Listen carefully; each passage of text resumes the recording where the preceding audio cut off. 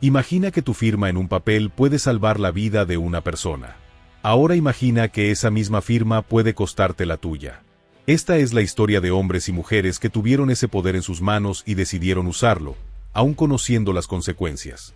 Mientras las sombras del nazismo se extendían por Europa, un puñado de diplomáticos de diferentes países formó una red invisible de salvación. No usaban armas ni uniformes. Sus herramientas eran sellos, visas y pasaportes. Sus acciones silenciosas salvaron más vidas que muchas batallas. Esta es la historia de la Red de los Justos. Europa está al borde del abismo.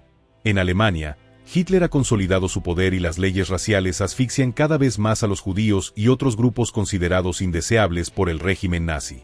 Las fronteras comienzan a cerrarse. Escapar se vuelve casi imposible, pero no para quienes cuentan con la ayuda correcta. En la embajada japonesa en Lituania, un hombre mira por la ventana mientras una multitud desesperada espera afuera. Es Tsuune Sugihara, cónsul de Japón. Su gobierno le ha ordenado expresamente no emitir visas a judíos sin permisos especiales. Pero cada día, la muchedumbre creciente frente a su oficina le recuerda que estas personas no tienen tiempo para trámites burocráticos. Mi esposa me preguntó, ¿qué vas a hacer?, recordaría años después. Y le dije, no puedo mirar a otro lado. Voy a hacer lo que me dicta mi conciencia. Contra las órdenes directas de Tokio, Sugihara comienza a firmar visas de tránsito. No una o dos. Cientos. Miles. Trabaja hasta 20 horas diarias, escribiendo a mano cada documento, hasta que sus dedos se entumecen y sangran. Cuando finalmente debe abandonar Lituania, sigue firmando visas desde la ventanilla del tren que lo lleva lejos de aquel país. Al mismo tiempo, en Suecia, un joven diplomático llamado Raoul Wallenberg observa con preocupación los reportes sobre la persecución en Europa Central. A sus 32 años, nadie esperaría que este hombre, sin experiencia previa en el servicio exterior, se convertiría en uno de los más grandes héroes de la guerra. Pero mientras Sugihara actúa en Lituania, en Suiza otro diplomático enfrenta un dilema similar. Su nombre es Karl Lutz, vicecónsul suizo en Budapest. Lutz, un hombre metódico y profundamente religioso, comienza a emitir cartas de protección que colocan a los judíos húngaros bajo la protección de Suiza. Lo que empezó como iniciativas individuales pronto se convierte en una red informal. Estos diplomáticos, muchos sin conocerse entre sí, parecen moverse por un impulso común. Algunos por convicciones religiosas, otros por simple humanidad, todos reconocen que están viviendo un momento en que las reglas normales deben ceder ante la emergencia moral. En Portugal, Aristides de Sousa Mendes, cónsul en Burdeos, Francia, enfrenta una crisis de conciencia similar en junio de 1940. Con los nazis avanzando hacia la frontera española y miles de refugiados atrapados, recibe instrucciones explícitas de su gobierno: no otorgar visas sin autorización previa, especialmente a judíos. Tras días de angustia y una crisis nerviosa, Sousa Mendes emerge de su habitación con una decisión: a partir de ahora, daré visas a todos. Ya no hay nacionalidades, razas o religiones. En apenas unos días, firma miles de visas portuguesas, trabajando sin descanso mientras las tropas alemanas avanzan. Su desobediencia tendrá un costo terrible. Al regresar a Portugal, es despojado de su cargo, su pensión y su estatus.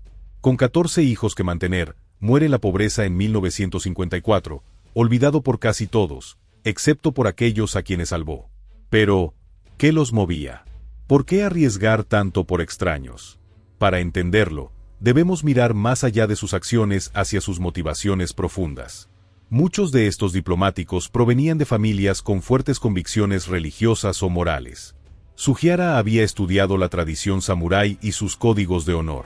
Wallenberg creció en una familia que valoraba la responsabilidad social. Lutz era un devoto cristiano. Sousa Mendes citaba sus creencias católicas como guía. Pero quizás lo más notable es que ninguno se consideraba a sí mismo un héroe. Veían sus acciones como la única respuesta posible ante la injusticia que presenciaban. La historia de estos diplomáticos está llena de paradojas. Representaban a gobiernos que, en su mayoría, preferían no involucrarse en el rescate de los perseguidos. Utilizaban su posición oficial para actuar contra las políticas oficiales. Eran funcionarios del sistema que subvertían el sistema mismo para salvar vidas. A medida que avanzaba la guerra, sus desafíos se multiplicaban. No bastaba con firmar un documento, había que crear redes enteras de escape, encontrar alojamiento para los refugiados, negociar con autoridades hostiles, y todo mientras mantenían una fachada de normalidad diplomática.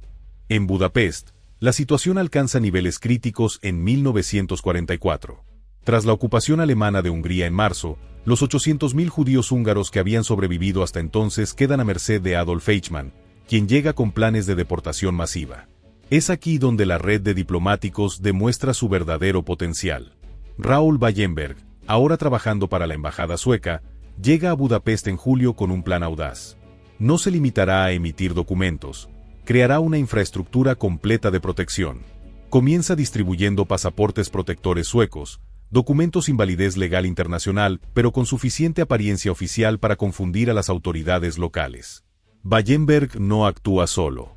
Trabaja en coordinación con otros diplomáticos como Karl Lutz de Suiza, Ángelo Rota del Vaticano, Jorge Perlasca de España y Friedrich Born de la Cruz Roja Internacional. Juntos, establecen más de 30 casas protegidas bajo bandera diplomática donde los judíos pueden refugiarse. Su enfoque es tan innovador como peligroso. En lugar de operar discretamente, Wallenberg apuesta por la visibilidad. Conduce un coche con banderas suecas, viste elegantemente, y se presenta con autoridad ante oficiales nazis. En una ocasión, cuando descubre que un tren lleno de judíos está por partir hacia Auschwitz, corre junto a las vías, trepando los vagones para entregar pasaportes a través de las ventanas. Luego, con una audacia increíble, ordena a todos los que tienen documentos suecos que bajen del tren. Cientos lo hacen, ante la mirada atónita de los guardias armados que no se atreven a contradecir a este diplomático confiado. Vi a este joven enfrentarse a los asesinos sin armas, recordaría un testigo. Solo con papeles y una bandera que representaba a un país neutral. Era como ver a David contra Goliat. Mientras tanto, en Turquía, otro diplomático actúa desde las sombras. Selahattin Ülkümen, cónsul turco en la isla de Rodas, entonces bajo ocupación italiana y luego alemana, utiliza un tecnicismo legal para salvar a judíos turcos y sus familiares, incluso cuando estos últimos no tienen ciudadanía turca. Cuando los alemanes ocupan la isla en 1944 y comienzan las deportaciones, Ülkümen se presenta ante el comandante alemán reclamando a sus ciudadanos. Su intervención salva a 42 judíos, pero los alemanes bombardean su consulado en represalia, causando la muerte de su esposa embarazada. A pesar de esta tragedia personal, Ülkümen continúa su labor hasta ser arrestado. Estos diplomáticos no solo enfrentaban el peligro de las autoridades nazis, sino también la incomprensión, cuando no la hostilidad, de sus propios gobiernos. Muchos recibían telegramas furiosos ordenándoles cesar sus actividades. Algunos eran amenazados con destitución inmediata. Otros, como Sousa Mendes, fueron efectivamente castigados. Jorge Perlasca, un italiano que se había presentado falsamente como el encargado de negocios español tras la partida del embajador legítimo, vivía con el temor constante de ser descubierto.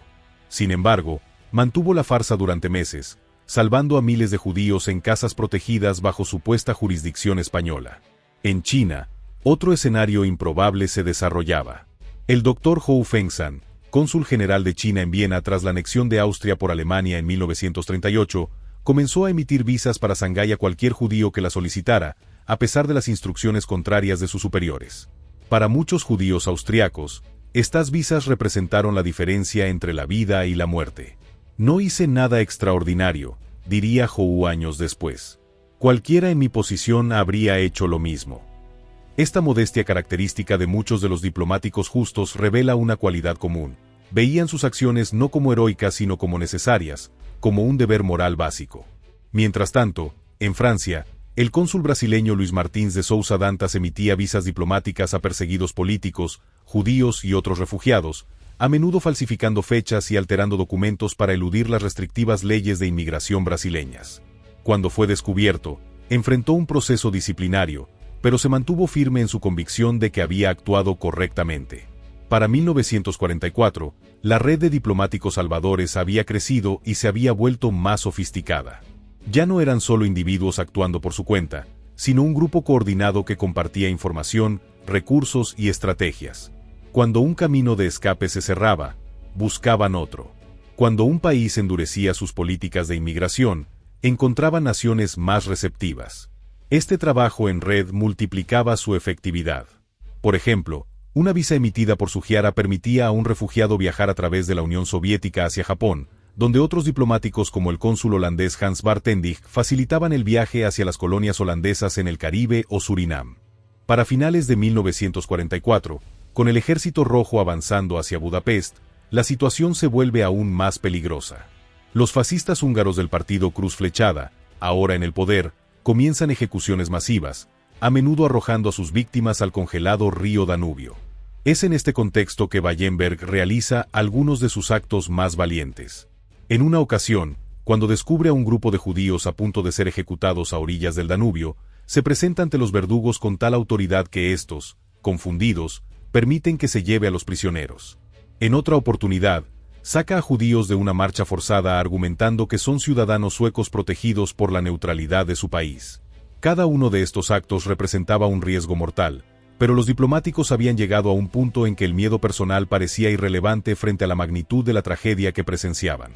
A medida que la guerra avanzaba, los desafíos para los diplomáticos justos se hacían cada vez más complejos.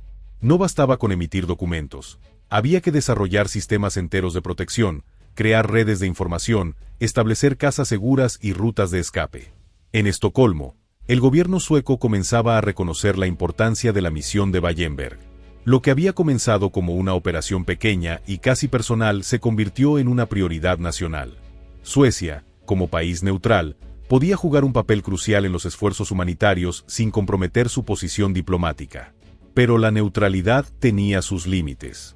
Cuando Wallenberg confrontaba directamente a oficiales nazis o a miembros del régimen húngaro de la Cruz Flechada, estaba llevando la política de su país al límite de lo aceptable. Cada vez que rescataba judíos de trenes de deportación o marchas de la muerte, arriesgaba no solo su vida sino también las relaciones diplomáticas de Suecia. Un episodio particularmente revelador ocurrió cuando Wallenberg se enfrentó a oficiales alemanes que planeaban volar el gueto de Budapest con todos sus habitantes dentro.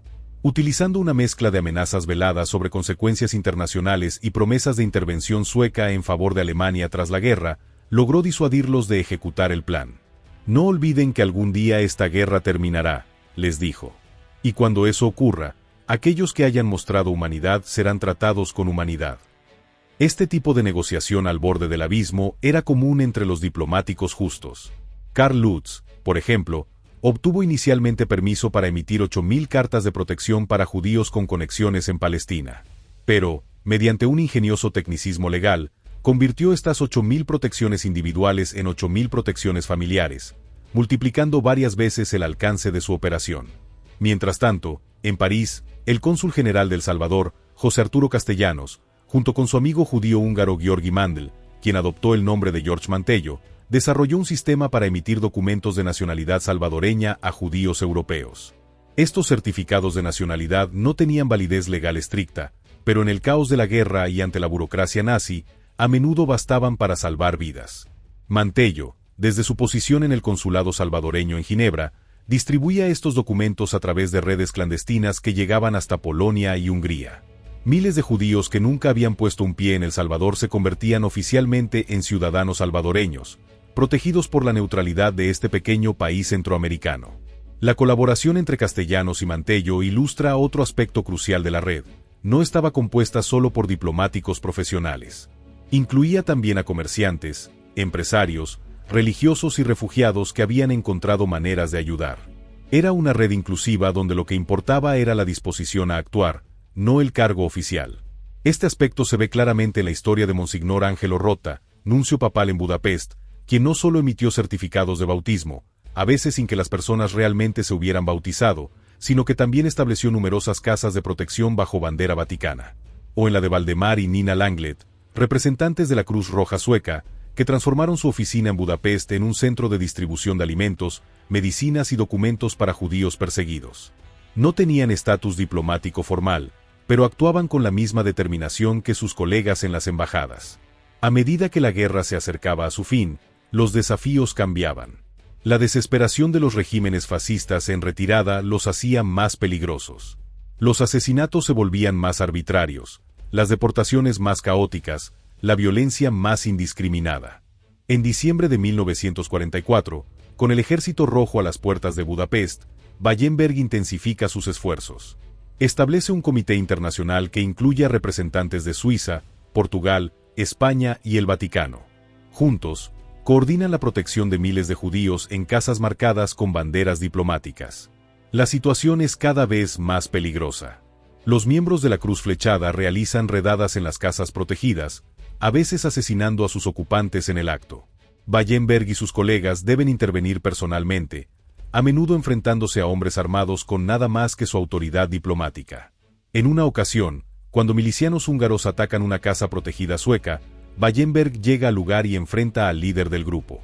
Estas personas están bajo la protección de Suecia, un país neutral. Si algo le sucede, me aseguraré personalmente de que usted sea juzgado como criminal de guerra después del conflicto. La amenaza surte efecto, pero revela el peligro constante en que vivían estos diplomáticos. Cualquier día, cualquier miliciano podía decidir que los documentos diplomáticos no significaban nada y actuar en consecuencia. Mientras tanto, la red seguía funcionando en otras partes de Europa. En Grecia, el cónsul turco Ulkumen continuaba protegiendo a judíos turcos en Rodas, aunque ya había pagado un alto precio personal por sus acciones. En Dinamarca, donde la comunidad judía había sido advertida sobre su inminente deportación, una operación masiva de rescate llevó a casi 7.000 judíos a través del estrecho hasta Suecia. Esta operación, aunque no fue dirigida por diplomáticos, contó con el apoyo crucial de la embajada sueca y de funcionarios como Wallenberg que habían establecido precedentes sobre cómo usar la neutralidad como escudo protector. La historia de los diplomáticos justos está llena de momentos de ingenio y creatividad. Cuando los recursos escaseaban, improvisaban. Cuando las reglas obstaculizaban sus esfuerzos, encontraban vacíos legales. Cuando las autoridades bloqueaban un camino, descubrían otro. Por ejemplo, cuando las autoridades húngaras prohibieron a los judíos usar transportes públicos o circular libremente, Wallenberg organizó un sistema de transporte paralelo con vehículos marcados con banderas suecas. Cuando se prohibió a los judíos comprar alimentos, estableció comedores comunitarios en las casas protegidas. La comprensión de la burocracia fue una de sus armas más poderosas. Sabían que, incluso en medio del genocidio, los nazis mantenían una obsesión con los procedimientos, los sellos y los documentos oficiales. Un papel con el sello correcto podía salvar una vida, y ellos se volvieron expertos en producir esos papeles. Lutz, por ejemplo, emitía cartas de protección con números de serie que sugerían que formaban parte de un sistema oficial suizo. En realidad, creaba estos documentos en su consulado, a menudo trabajando hasta altas horas de la noche con un pequeño equipo de voluntarios. Wallenberg fue aún más lejos, creando documentos que parecían extremadamente oficiales, con sellos, firmas y elementos gráficos elaborados. Sabía que cuanto más impresionante pareciera el documento, menos probabilidades había de que fuera cuestionado por un guardia o policía común. Los nazis respetan la autoridad y los símbolos de autoridad, explicaría. Si actúas con confianza y presentas documentos que parecen oficiales, muchas veces no los cuestionarán. Esta comprensión psicológica del funcionamiento del régimen nazi fue crucial. Los diplomáticos justos habían aprendido a hablar el idioma de la burocracia totalitaria, utilizándolo contra el propio sistema. A medida que Budapest se convertía en zona de guerra en enero de 1945, Wallenberg intensificaba sus esfuerzos. Visitaba a diario las casas protegidas, distribuía alimentos, negociaba con autoridades y continuaba emitiendo documentos. Su presencia era tan constante que muchos supervivientes recordarían haberlo visto aparecer como por arte de magia cuando la situación parecía más desesperada. Sin embargo, la historia de Wallenberg toma un giro trágico. El 17 de enero de 1945, decide reunirse con el comandante soviético para discutir el futuro de los judíos que ha salvado. Sale hacia las líneas rusas acompañado por un conductor y un oficial soviético. Nunca regresa. Las circunstancias exactas de su desaparición siguen siendo objeto de debate. Algunas fuentes sugieren que fue arrestado por la contrainteligencia soviética, sospechoso de ser un espía occidental. Otras indican que murió en una prisión soviética años después. A pesar de décadas de investigación y presión diplomática por parte de Suecia y otros países, su destino final sigue siendo un misterio. La desaparición de Wallenberg ilustra la cruel ironía que enfrentaron muchos de estos héroes. Después de sobrevivir a años de peligro bajo el régimen nazi, varios encontraron su fin o sufrieron persecución durante la posguerra. Karl Lutz, tras regresar a Suiza, enfrentó críticas por haber excedido su autoridad diplomática.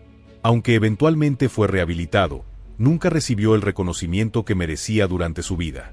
Sugiara, al regresar a Japón, fue despedido del servicio diplomático. Durante años trabajó en empleos humildes para mantener a su familia. Solo al final de su vida, cuando sobrevivientes a quienes había salvado lo localizaron, comenzó a recibir reconocimiento internacional. Sousa Mendes, como mencionamos, murió en la pobreza, repudiado por el régimen de Salazar en Portugal. Sus hijos tuvieron que emigrar para encontrar oportunidades que se les negaban en su propio país. Estos destinos amargos revelan otra dimensión de su heroísmo. Muchos sabían que sus acciones probablemente arruinarían sus carreras y afectarían a sus familias, pero aún así decidieron seguir adelante. Lo que hice lo haría 1000 veces más si fuera necesario, diría Sousa Mendes, resumiendo el sentimiento de muchos de sus colegas. Al evaluar el impacto de estos diplomáticos, las cifras hablan por sí solas. Sugiara emitió alrededor de 6.000 visas que, al incluir familias enteras, probablemente salvaron a unas 10.000 personas. Wallenberg protegió directamente a unos 20.000 judíos en Budapest. Sousa Mendes salvó a aproximadamente 30.000 refugiados, de los cuales unos 10.000 eran judíos. Lutz protegió a unos 62.000 judíos mediante sus documentos. En total, se estima que la red de diplomáticos justos salvó a más de 200.000 personas del Holocausto. Es una cifra impresionante, pero más impresionante aún cuando recordamos que cada número representa una vida humana, una familia preservada, generaciones futuras que existen gracias a estos actos de valor. Muchos supervivientes describirían más tarde cómo estos diplomáticos no solo le salvaron la vida físicamente, sino que también restauraron su fe en la humanidad en un momento en que todo parecía indicar que el mundo los había abandonado. Cuando recibes un pasaporte de un país que nunca has visitado, firmado por alguien que no te conoce, entiendes que aún hay bondad en el mundo, recordaría una superviviente salvada por Sugiara. La historia de la Red de los Justos no terminó con el fin de la Segunda Guerra Mundial. De hecho, en muchos sentidos, apenas comenzaba. Para comprender completamente el legado de estos diplomáticos, debemos mirar más allá de sus acciones durante la guerra y examinar cómo cambiaron el mundo después. El periodo inmediato de posguerra fue difícil para muchos de ellos. Como vimos, varios fueron castigados por sus gobiernos, otros cayeron en el olvido, y algunos, como Wallenberg, desaparecieron en circunstancias trágicas. Durante la Guerra Fría, las historias de estos héroes permanecieron en gran parte desconocidas para el público general. En el este, bajo regímenes comunistas, no había interés en destacar a diplomáticos occidentales que habían salvado vidas. En Occidente, las tensiones políticas hacían incómodo reconocer a figuras como Sugiara, quien representaba a un país que había sido enemigo durante la guerra. Incluso en países neutrales como Suecia o Suiza, había una ambivalencia sobre resaltar a individuos que habían actuado contra las políticas oficiales, por muy morales que hubieran sido sus acciones. Sin embargo, a nivel personal, las semillas plantadas por estos diplomáticos continuaban creciendo. Los refugiados a quienes habían salvado construían nuevas vidas en América, Israel, Australia y otros lugares. Muchos prosperaron, criaron familias y contribuyeron significativamente a sus nuevas comunidades. La segunda generación, los hijos de los salvados, comenzó a indagar sobre quiénes habían sido los responsables de que sus padres escaparan del Holocausto. Uno de estos casos emblemáticos es el de Tom Lantos, un joven húngaro salvado por Wallenberg, quien emigró a Estados Unidos, se educó y eventualmente se convirtió en el único superviviente del Holocausto elegido al Congreso de los Estados Unidos.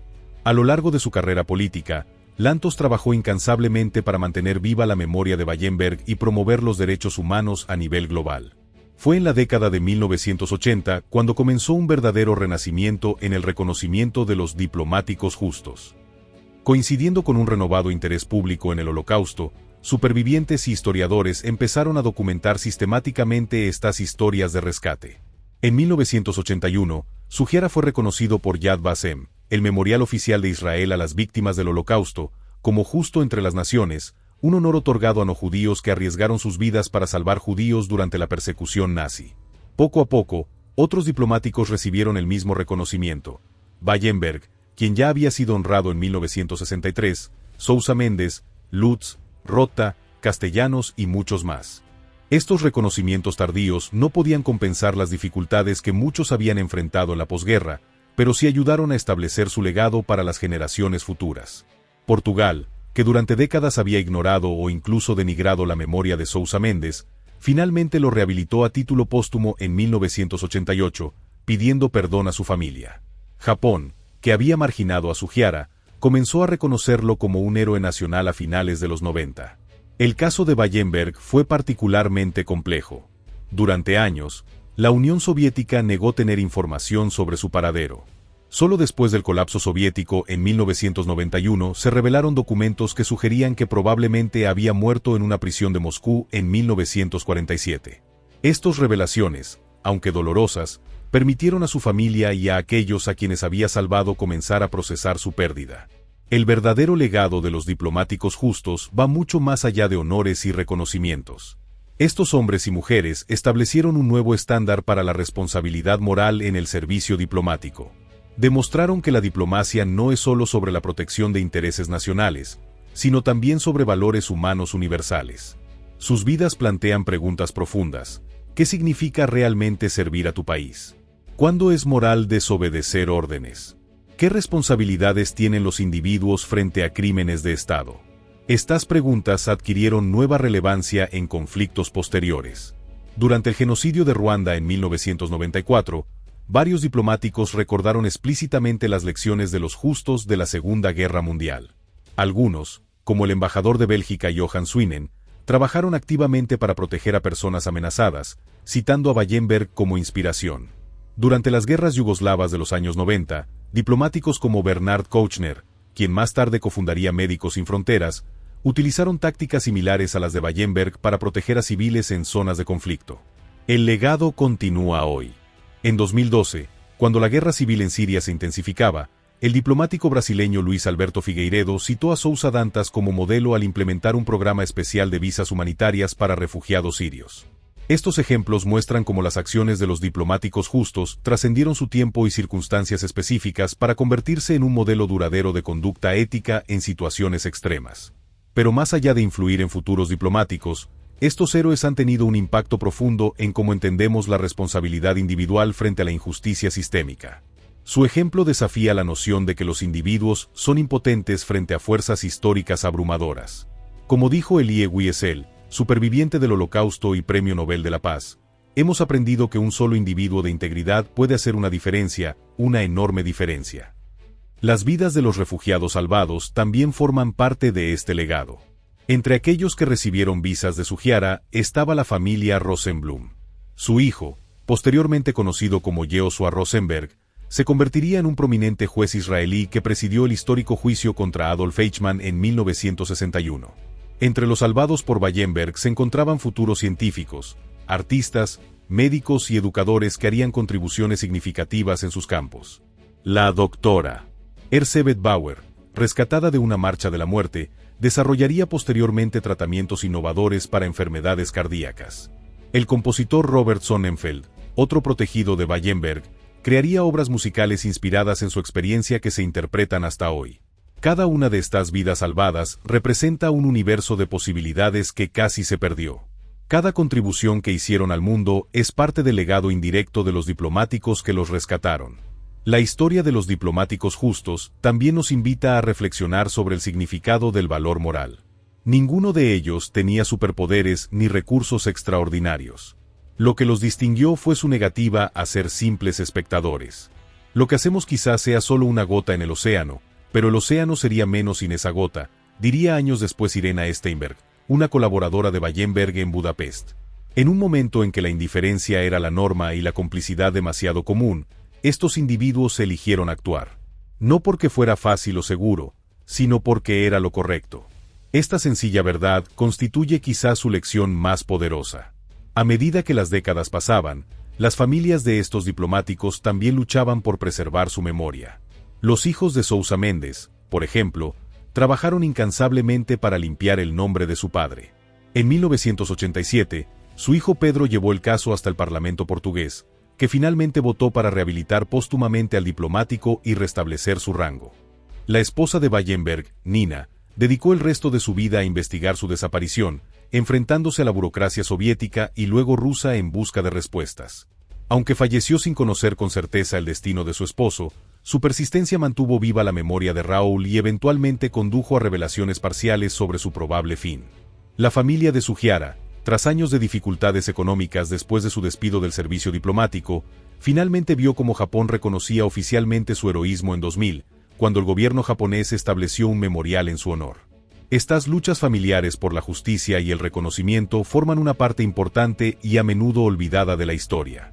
Demuestran que el precio del heroísmo moral no lo paga solo el héroe, sino también quienes lo aman. En las últimas décadas, la historia de los diplomáticos justos ha inspirado numerosos libros, películas y programas educativos.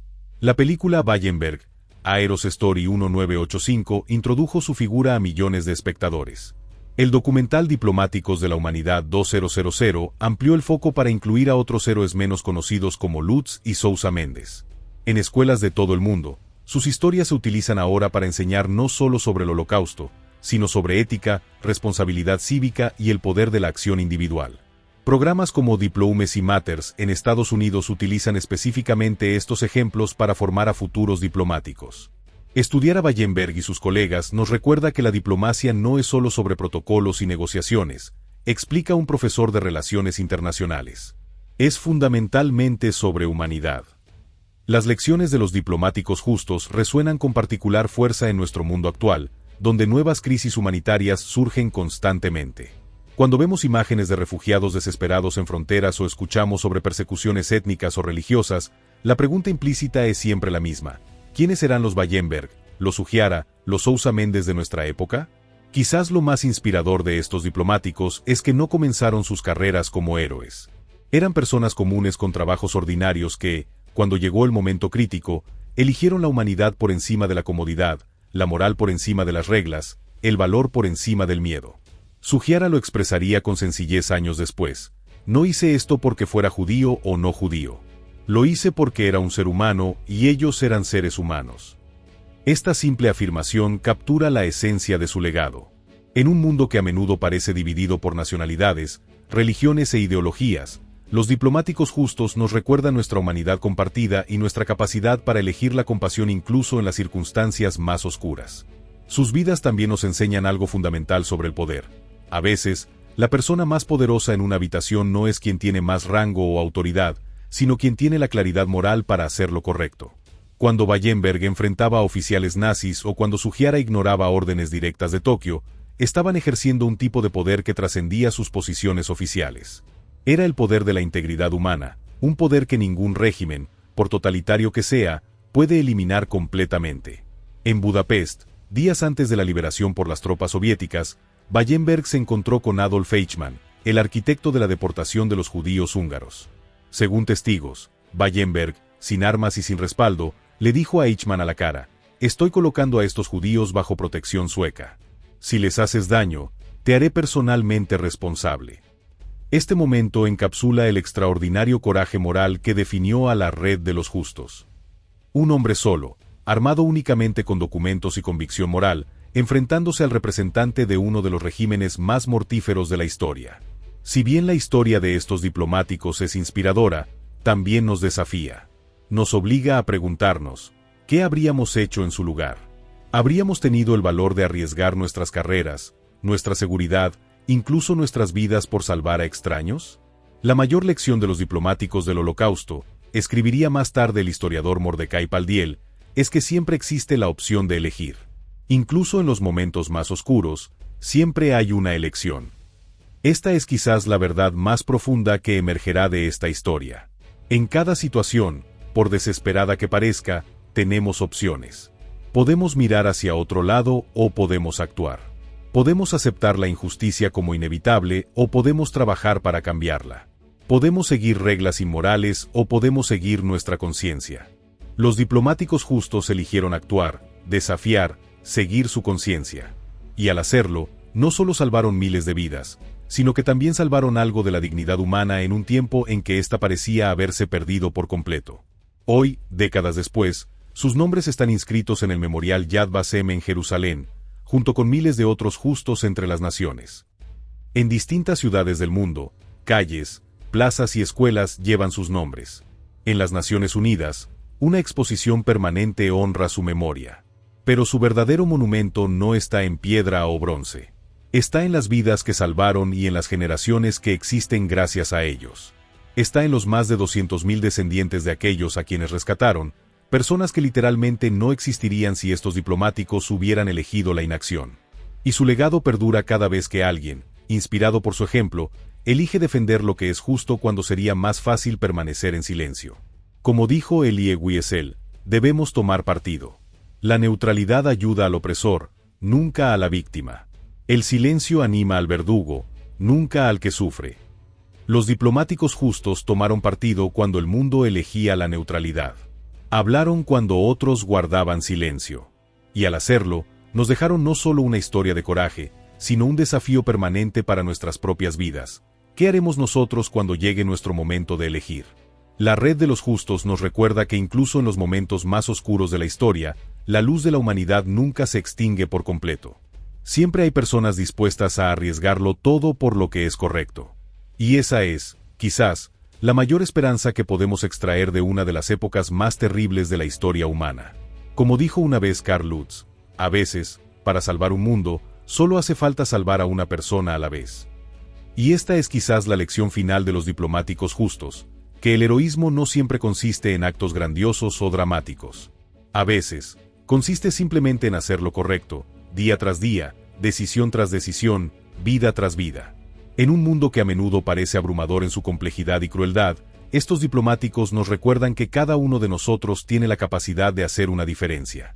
No todos enfrentaremos crisis de la magnitud del Holocausto, pero todos encontraremos momentos en nuestras vidas en que debemos elegir entre la comodidad y la convicción, entre seguir reglas injustas o defender principios morales, entre mirar hacia otro lado o actuar. En esos momentos, la historia de la Red de los Justos nos ofrece no solo inspiración, sino también una guía práctica.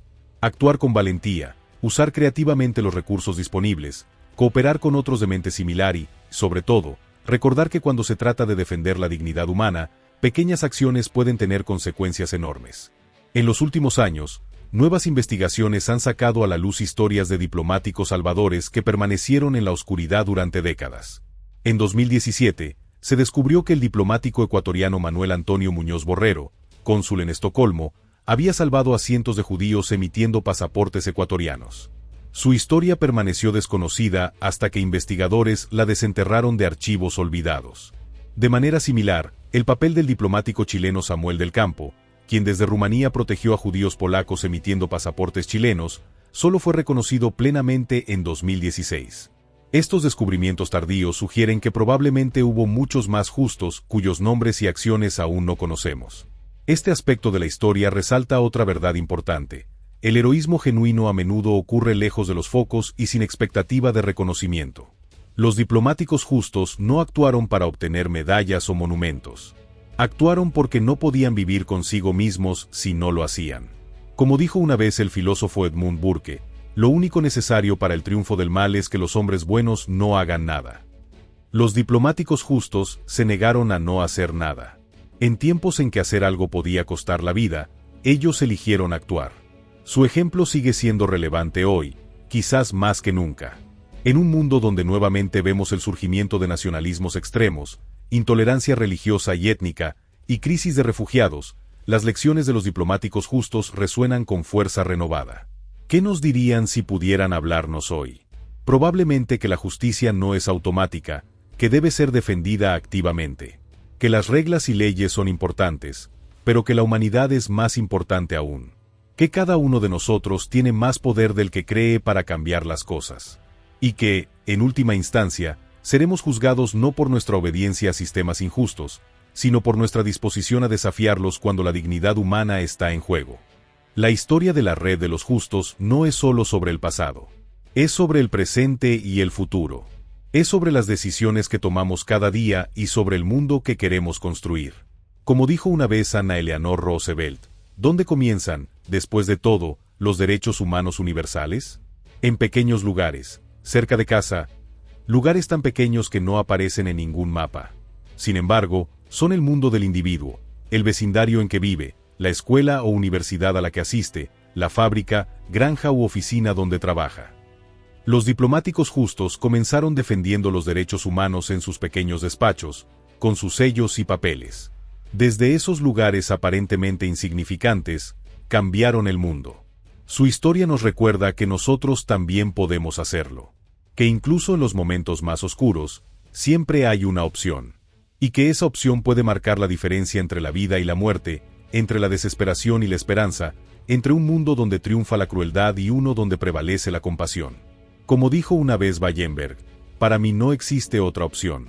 Nunca he sido de los que pueden ver sufrir a otros sin hacer algo al respecto. En esas simples palabras se resume el espíritu que animó a la Red de los Justos y que continúa inspirando a personas de conciencia en todo el mundo.